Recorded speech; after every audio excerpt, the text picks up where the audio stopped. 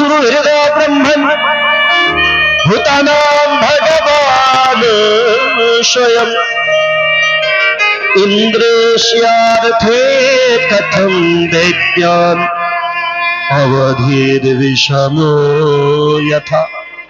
समः प्रिय सुहृद ब्राह्मण अर्थात सुखदेवेर काছে জিজ্ঞাসা করলেন পরীক্ষিত, হে গুরুদেব,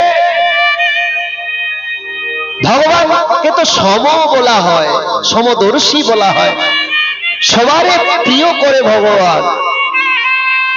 দৈত্যরাও তো ভগবানের সন্তান, অসুরেরাও ভগবানের সন্তান, এবং দেবতারাও ভগবানের সন্তান, ভক্তরাও ভগবানের সন্তান, বৈষ্ণবগণ ভগবানের সন্তান, পাপীরাও ভগবানের সন্তান, দুরাচারী গণ ভগবানের সন্তান।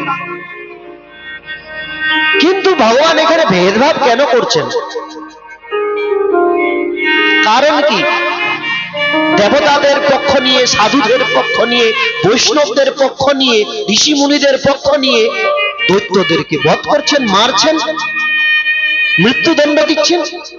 কেন? দৈত্যরা কি ভগবানের সন্তান নয়?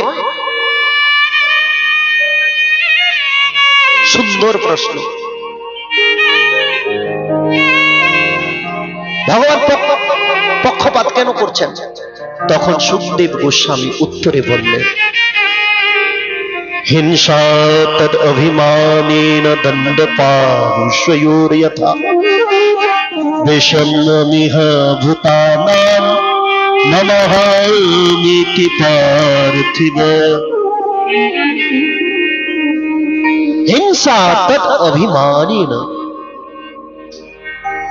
সুখদেব গোস্বামী বললেন, হিংসার কারণে, অভিমানের কারণে ভগবান ভেদভাব করেন।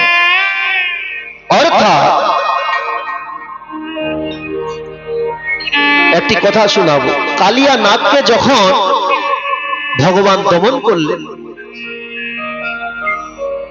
কালিয়া নাগ ভগবানের কাছে প্রশ্ন করলেন শরণাগত হয়ে।